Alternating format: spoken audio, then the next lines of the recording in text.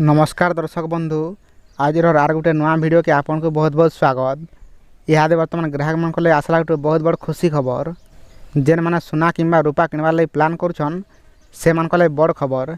इहादे गोटे खबर सामना के आसीचे जेना कमी जाइए सोना रेट। तो केते टंका कमीचे आरो काली केते रेट थिला आरो आज नुआ रेट केते रही सब डिटेल जानमा। वीडियो के निहाती भाई लास्ट तक देखुन। तार आगु आमर चैनल जदि नुआ अछन वीडियो के गोटे लाइक करी चैनल के भी सब्सक्राइब कर दौन। आपण मैंने स्क्रीन रे देखी पारे पुणी कमिला सोना 3000 कमिला दाम।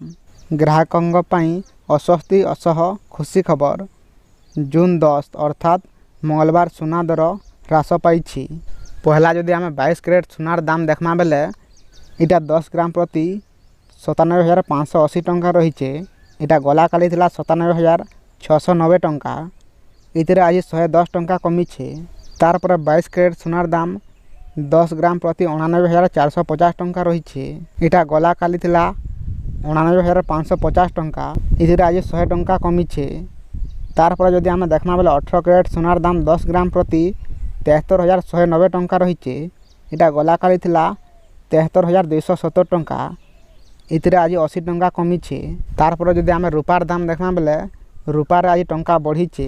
100 ग्राम रूपार दाम 11,900 टंका रहीचे। इटा गला काली थिला 11,800 टंका। इतरे आज 100 टंका बढ़ीचे।